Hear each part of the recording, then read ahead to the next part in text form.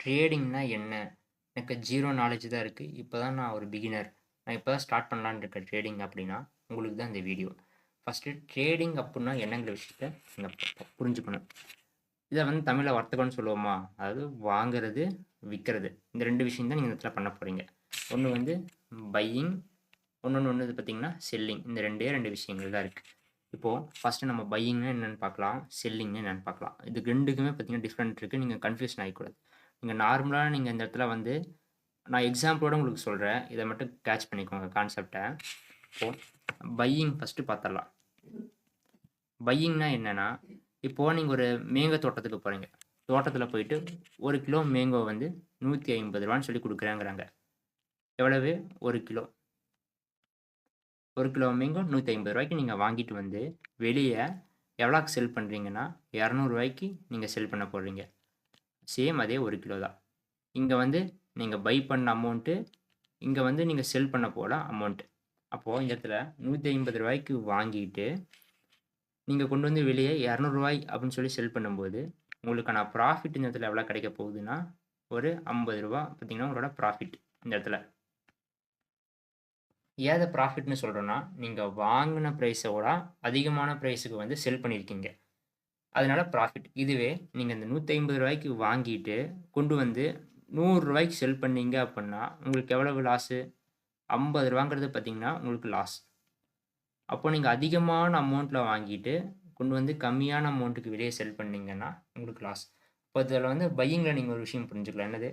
கம்மி அமௌண்ட்ல வாங்கி, அதிக அமௌண்ட்ல வித்தா தான் நமக்கு ப்ராஃபிட். நம்ம ஒரு அமௌண்ட்ல வாங்கிட்டு, அத விட கம்மியா வித்தோம் அப்டின்னா, அது நமக்கு லாஸ். இந்த விஷயத்த வந்து நீங்க புரிஞ்சுக்கோங்க. இது வந்து ஈஸியான விஷயம் தான். இதுக்கு அடுத்தது பார்த்தீங்கன்னா, இன்னொன்னு இருக்கு. இத வந்து என்ன சொல்லுவாங்கன்னா, லாங்குன்னு சொல்லுவாங்க. அதே மாரி ஷார்ட்ன்னு ஒரு ஆப்ஷன் இருக்கு. அதையும் நம்ம பார்ப்போம். பையிங் பார்த்தோமுங்களா, இப்போ வந்து பார்த்தீங்கன்னா, செல்லிங்ன்னு சொல்லி பார்த்தீங்கன்னா, தனியா ஒண்ணு இருக்கு. ஓகேங்களா? அதத்தான் நம்ம பார்க்க போறோம். பெஸ்ட் எக்ஸாம்பிளோட நம்ம பார்க்கலாம். இப்போ வந்து நீங்க ஒரு பைக் இன்சூரன்ஸ் போட போறீங்க. ஓகேங்களா? பைக் இன்சூரன்ஸ் இல்லன்னா, நீங்க பைக் இன்சூரன்ஸ் கம்பெனி வச்சிருக்கீங்கன்னு வைங்க. நீங்க தான் பைக் இன்சூரன்ஸ் கம்பெனி வச்சிருக்கீங்க. நான் உங்ககிட்ட இன்சூரன்ஸ் போட வரேன். இப்ப நீங்க என்ன சொல்றீங்கன்னா, 5 வருஷத்துக்கு ரூ. 15,000 நான் உங்களுக்கு பே பண்றேன். ஓகேங்களா? ரூ. 15,000 உங்களுக்கு பே பண்ணிட்டு, நீங்க என்ன சொல்றீங்கன்னா, 5 வருஷத்துக்குள்ள வண்டி ஏதாவது ப்ராப்ளம் ஆகி ஆக்சிடென்ட் ஆனாலோ, நான் உங்களுக்கு 15K ரூ. 50,000 குடுக்குறேன்னு சொல்லி பார்த்தீங்கன்னா, நீங்க சொல்றீங்க. ஓகேங்களா? அப்ப நான் என்ன பண்றேன்னு பார்த்தீங்கன்னா, ரூ. 15,000 உங்களுக்கு முன்கூட்டியே நான் குடுத்துட்டேன், இந்த இடத்துல.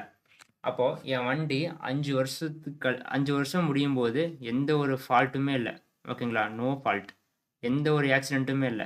சரிங்களா? எந்த ஒரு ஆக்சிடென்ட்டுமே ஆகல. ஆனா ரூ. 15,000 நான் உங்ககிட்ட குடுத்துருக்கேன். அப்ப நான் வந்து உங்ககிட்ட கேட்பேனான்னு கேட்டீங்கன்னா, எனக்கு எந்த ஒரு வண்டிக்கும் ப்ராப்ளம் கிடையாது. நான் குடுத்த 15,000 குடுங்கன்னு கேட்க முடியுமான்னா, கேட்க முடியாது. அப்போ அந்த 15,000ங்கிறது பார்த்தீங்கன்னா, உங்களுக்கான ப்ராஃபிட்.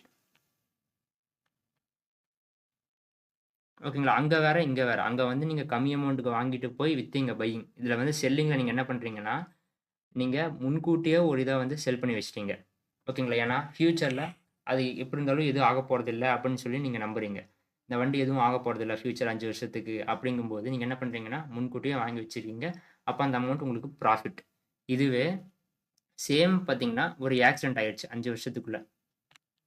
அப்படிங்கும்போது, நீங்க என்ன சொல்லியிருக்கீங்க? நான் ரூ. 50,000 குடுக்குறேன் அப்படின்னு சொல்லியிருக்கீங்க. இதுல வந்து என்னோட இன்சூரன்ஸ் அமௌண்ட் ஒரு ரூ. 15,000 இருக்கு. பேலன்ஸ் பார்த்தீங்கன்னா, ரூ. 35,000 உங்களோட கை காசு போகுதுங்களா? இதுதான் பார்த்தீங்கன்னா லாஸ் உங்களுக்கு. அப்போ இந்த இடத்துல பாருங்க, உங்ககிட்ட இந்த இடத்துல எந்த ஒரு ப்ராடக்ட்டுமே கிடையாது விக்கிறக்கு. ஓகேங்களா? நீங்க எந்த ஒரு ப்ராடக்ட்டுமே நீங்க விக்க கிடையாது. டைரக்ட்டா நீங்க என்ன பண்றீங்க? டைரக்ட்டா நீங்க செல் பண்றீங்க. இந்த இடத்துல டைரக்ட்டா ஃபர்ஸ்ட்டு செல் பண்ணிட்டு, அதுக்கப்புறம் தான் பார்த்தீங்கன்னா பைபேக் ஆகும். இதே தான் பார்த்தீங்கன்னா, இங்கேயும் பார்க்க போறீங்க. இப்ப நீங்க ஒரு ட்ரேடிங்க்காக டீமேட் அக்கவுண்டோ, இல்ல ஃபாரெக்ஸ்லயோ பார்த்தீங்கன்னா, பையும் பண்ண முடியும், செல்லும் பண்ண முடியும். ஃபர்ஸ்ட் எடுத்தோனே பை பண்ணுவீங்க. அதுக்கப்புறம் அந்த இத செல் பண்ணி ஸ்கொயர் ஆஃப் பண்ணுவீங்க. செல்லிங்ல வந்து என்ன நடக்கும்னு பார்த்தீங்கன்னா, எடுத்த உடனே செல் பண்ணிட்டு, அதுக்கப்புறம் பார்த்தீங்கன்னா, பை பண்ணுவீங்க. ஓகேங்களா? இதுதான் பார்த்தீங்கன்னா ட்ரேடிங். பையிங் இருக்கும், செல்லிங் இருக்கும். இந்த 2 விஷயத்த நீங்க புரிஞ்சுக்கணும். ஒண்ணு வந்து எக்ஸாம்பிள் இன்சூரன்ஸ் கம்பெனி வந்து செல்லிங். டைரக்ட்டா செல் பண்றது. இவங்க என்ன சொல்லுவாங்கன்னா, ஷார்ட் பண்றவங்க அப்படின்னு சொல்லுவாங்க. அவங்கள என்ன சொல்லுவாங்க? பை பண்ணி அதிக பிரைஸ்ல விக்கிறவங்கள லாங் போறவங்கன்னு சொல்லுவாங்க. சிம்பிளா ஒரே விஷயம் பாருங்க. கம்மி அமௌண்ட்டுக்கு வாங்கிட்டு, அதிக அமௌண்ட்டுக்கு வித்துட்டீங்க அப்டின்னா, நீங்க பையர். ஓகேங்களா? செல்லருங்கிறவங்க யாருன்னா, அட்வான்ஸ் வாங்குறவங்க தான் செல்லர். ஓகேங்களா? உங்களுக்கு இன்னொரு எக்ஸாம்பிளும் சொல்றேன் பாருங்க, செல்லிங்க்கு. இப்போ ஒரு லேண்ட் இருக்குன்னு வைங்களேன். லேண்ட் இருக்கு. அதோட விலை வந்து பார்த்தீங்கன்னா, ரூ. 10,00,000. அது பக்கத்தில வந்து ஒரு ஏர்போர்ட் வரப்போகுது. ஓகேங்களா? ஏர்போர்ட் வரப்போகுதுன்னு சொல்றாங்க. ஒரு நியூஸ் ஒரு ஒரு ஏதாச்சும் ஒரு ஃபேக்கா, ஒரு ரியலா ஏதோ ஒரு நியூஸ் கிளம்புதுன்னு வைங்களேன். ஏர்போர்ட் வரப்போகுதுன்னு. அப்போ அந்த லேண்டோட ஓனர் வந்து என்ன சொல்றாங்கன்னா, இங்க வந்து ஏர்போர்ட் வரப்போகுது அப்படிங்கும்போது லேண்டோட பிரைஸ் எல்லாம் அதிகமாகும் பார்க்குறாங்க.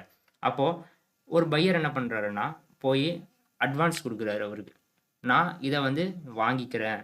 ஓகேங்களா? எவ்வளவுக்குன்னா, ஒரு 12,00,000க்கு வாங்கிக்கிறேன் அப்படின்னு சொல்றாரு. இப்போ அட்வான்ஸ் அதுக்காக நான் இப்பவே ஒரு 5,00,000 குடுத்துர்றேன். 12,00,000க்கு நான் வாங்கிக்கிறேன். அட்வான்ஸ் வந்து நான் ஒரு 5,00,000 குடுக்குறேன் அப்படின்னு சொல்றாரு. எப்போ? ஏர்போர்ட் வந்த பிறகு.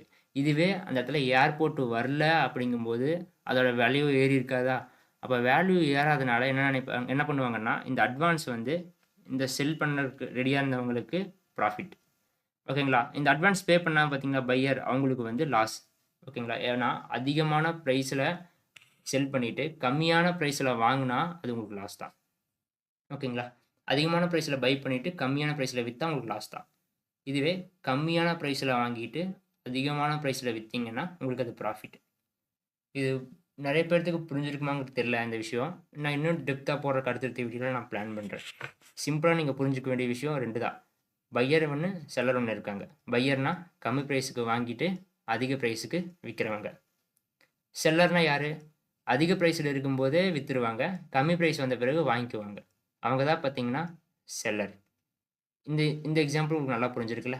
கம்மி அமௌண்ட்ல வாங்கி, அதிக அமௌண்ட்ல விக்கிறது.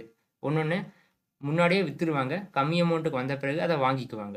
அவங்க வந்து செல்லர். இந்த 2 விஷயத்த மட்டும் இப்போதைக்கு புரிஞ்சு வச்சுக்கோங்க. இந்த வீடியோ கன்டினியூஷன் பார்த்தீங்கன்னா, அடுத்தடுத்த வீடியோல நம்ம பார்க்கலாம். மறக்காம சப்ஸ்கிரைப் பண்ணிக்கோங்க. நான் ஏன்னா பேசிக்லேருந்து தான் ஸ்டார்ட் பண்ணியிருக்கேன். இந்த ஒரு சீரிஸ. இது உங்களுக்கு கன்டினியூவா பார்த்தீங்கன்னா, அதோட லாங் வீடியோ வரைக்கும் கிடைக்கும். ட்ரேடிங்னா என்ன? அதுக்கப்புறம் பார்த்தீங்கன்னா, இதில எதில போய் பண்றது ட்ரேடிங்லாம்? பையிங் எங்க போய் பண்ணணும்? செல்லிங் எங்க போய் பண்ணணும்? செல்லிங் பண்ண எவ்வளோ அமௌண்ட் தேவைப்படுது? பையிங் பண்ண எவ்வளோ அமௌண்ட் தேவைப்படுது? லிவரேஜ்னா என்ன? அந்த மாரி பார்த்தீங்கன்னா, ஃபுல்லா பார்த்தீங்கன்னா, எல்லா கான்செப்ட்டுமே நம்ம பார்க்கலாம். ஓகேங்களா? சப்ஸ்கிரைப் பண்ணிக்கோங்க. உங்களுக்கு புடிச்சிருந்தா லைக் பண்ணுங்க. டெலிகிராம் சேனல்ல ஜாயின் பண்ணணும்னு விருப்பப்பட்டீங்கன்னா, டிஸ்கிரிப்ஷன்ல லிங்க் இருக்கு. அதில ஜாயின் பண்ணிக்கோங்க. Thank you.